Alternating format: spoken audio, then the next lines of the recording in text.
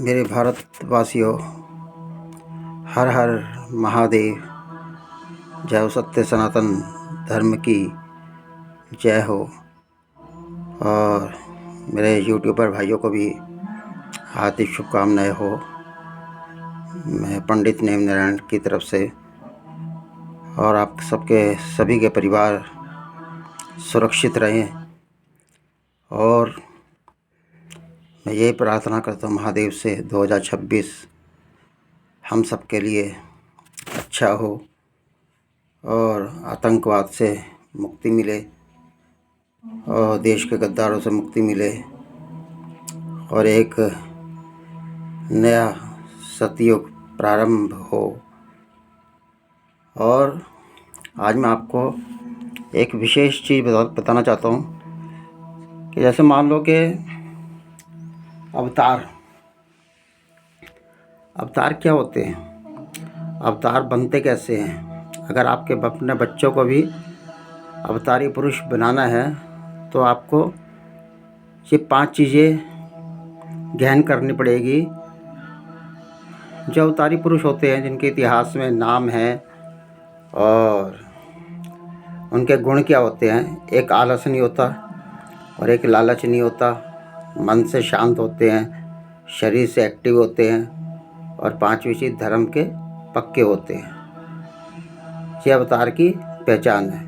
जब भारत पे संकट आया तो ये समझ लो कि 2 ही व्यक्ति आए हैं उस धर्म को बचाने के लिए। रावण का आतंक था, धर्म की हानि हो रही थी, तो वहाँ भी राजा दशरथ जी के घर में 2 ही विशेष जन्मे थे, राम और लखन। सनातन धर्म को बचा के रखा था। 2 अक्षर का प्यारा नाम, और एक हरि और दूसरा राम।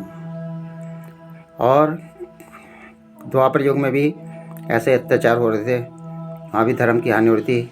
राजा लोग जो थे और धर्म की हानि हुई और दुराचारियों का हाथ पकड़ते हैं। राक्षस लोग जो हैं बलहीन का हाथ कभी नहीं पकड़ते। बलहीन का हाथ भगवान ही पकड़ा करते हैं और अपना बल देते हैं। इतिहास को हम भूल चुके। अगर इतिहास को पढ़ा जाए, बहुत से ऐसे ज्ञान निकलते हैं।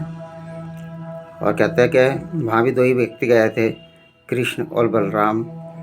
और यहाँ भी नेताओं का अत्याचार था, धर्म की हानि हो रही थी। खैर, और यहाँ भी 2 ही व्यक्ति आए, मोदी जी और योगी जी। और एक ने कहा, भाई आप मोदी को इनको राम कृष्ण से कैसे जोड़ रहे। DNA अगर आप देखोगे तो राम जी और कृष्ण जी और योगी जी और लक्ष्मण जी, बलराम जी, इनके पास भी 5 गुणों के मालिक थे। आलस नहीं था, लालच नहीं था, मन से शांत थे, शरीर से एक्टिव थे और 5वीं धर्म के पक्के थे। उन्होंने भी असंभव काम संभव करते हैं, इन्होंने भी असंभव काम संभव करे। DNA अगर देखो तो उन्होंने भी त्याग करा परिवार का, इन्होंने भी परिवार का त्याग करा। और वह भी निडर थे, ये भी निडर हैं कि परिवार के साथ क्या करेंगे, कोई डर नहीं है, बेफिक्र हैं।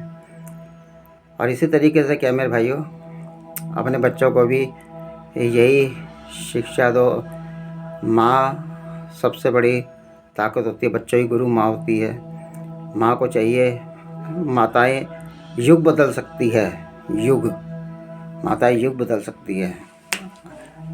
24 घंटे बच्चों के पास माँ रहती है। आदमी बाहर काम पे जाते हैं और कोई महिलाएं अगर ये कहती हैं बच्चों को बिठा कर छोटेपन में कि तेरी दादी, तेरे दादा, तेरे चाचा, तेरा ताऊ ये सब ऐसे थे, और बच्चे कान लगा के सुनते रहते हैं। फिर बच्चे नहीं होते, बड़े होते हैं, फिर बनते हैं दुर्योधन। और फिर वही घर कुरुक्षेत्र का मैदान तैयार होता है।